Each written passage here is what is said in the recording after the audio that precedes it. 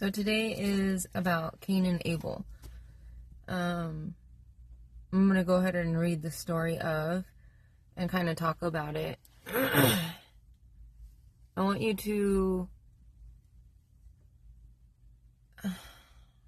step outside the box that you put yourself in and the way of thinking of like being so like literal when it comes to the Bible, because some things are literal, I believe, but some things are like a puzzle, like kind of like a mystery and parables. So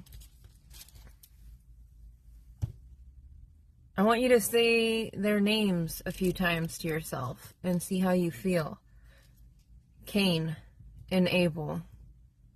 Just say it a few times to yourself.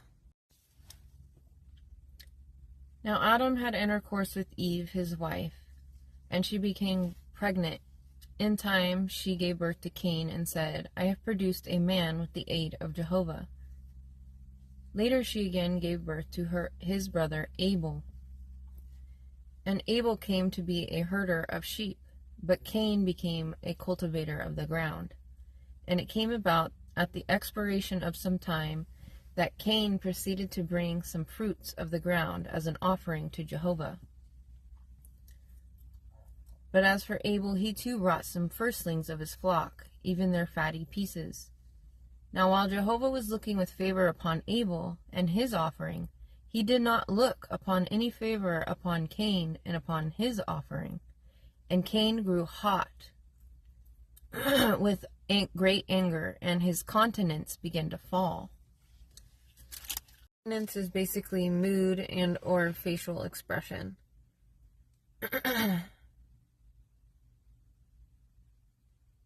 If you turn to doing good, will there not be exaltation? God said.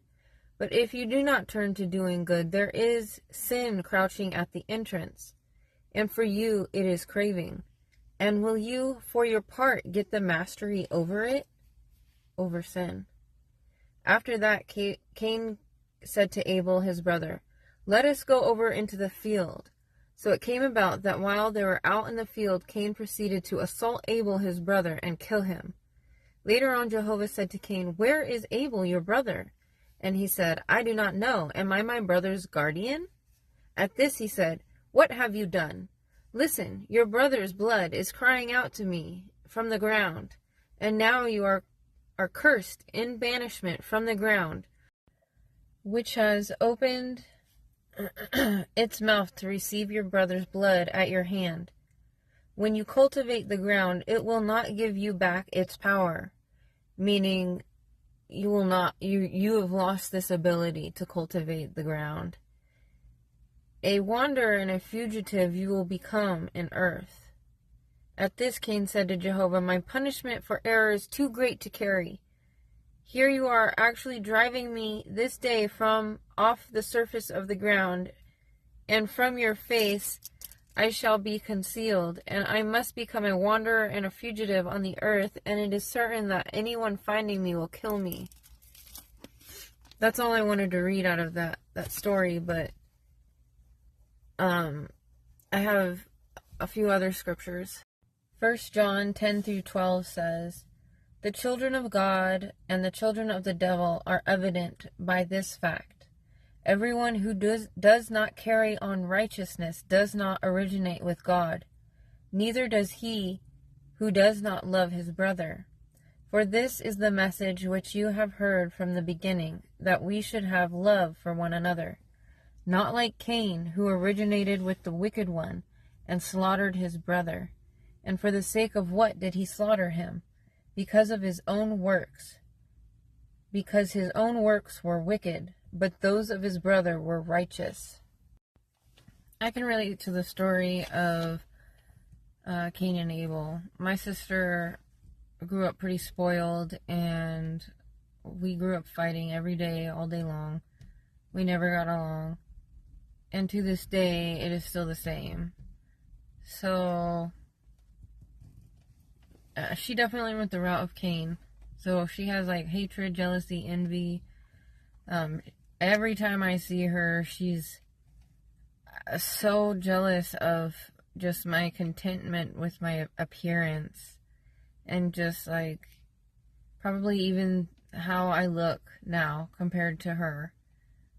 I just went the natural route, and I'm working from the inside out, and she's going from the external in. She'll like plot and scheme to have the family go against me when I'm there at her house. But then she'll be mad at other family members for doing the same thing.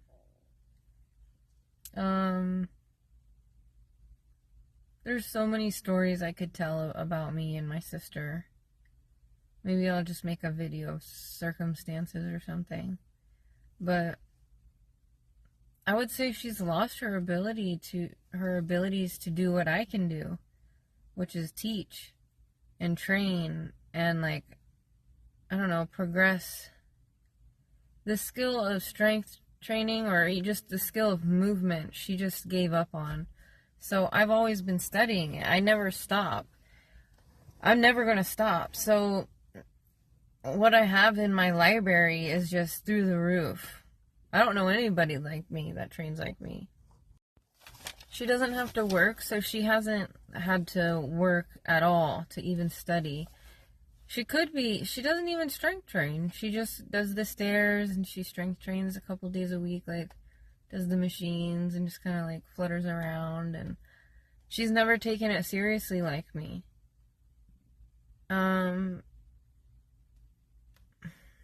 She prefers to be more on the like skinnier side, and she doesn't like put effort into like studying like the inner details, the like specifics to each body, to the feeling, and just different cues that you can cue the mind with to help activate the movement more. She lost that ability. She taught me everything I know, but now it's like I well surpassed her. Like, no matter what she accomplishes too, like she got her real estate license, but she never started working with it. So like, it's not that she can't do things, but she doesn't appreciate like her accomplishments and the value of doing things for yourself anymore, because she's so codependent, because she's learned helplessness.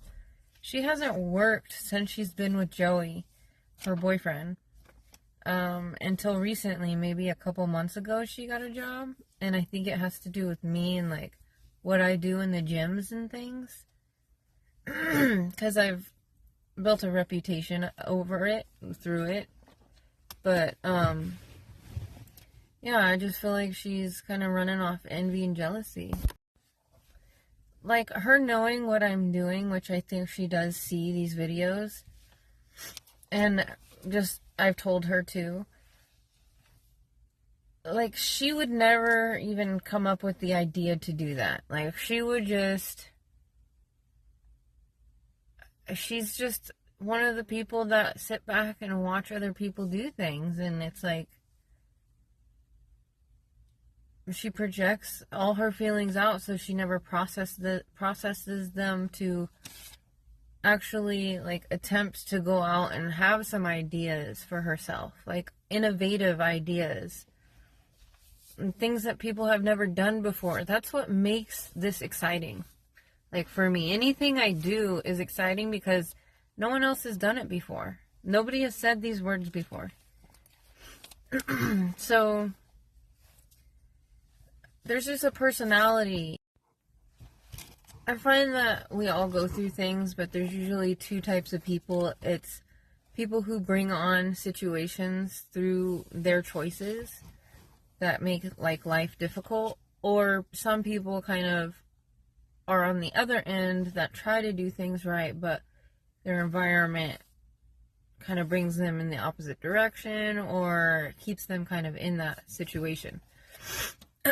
So it's not necessarily that they are seeking drama, but it ends up happening that way.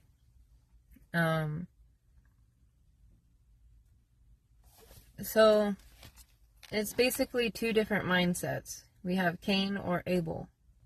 And if you hear the words, their names, Cain and Abel, we can imagine, as if like a young child would, what that might mean for us and our bodies. So the mindset of Cain, the haughty, jealous, envious,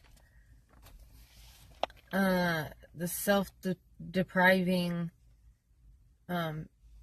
dependency, learned helplessness, internal feelings that lead to disability, basically unable, was Cain. Cain was unable. Abel, on the other hand, had autonomy, stamina, drive, endurance, contentment, peace, belief in self. It was his belief in God, his faith.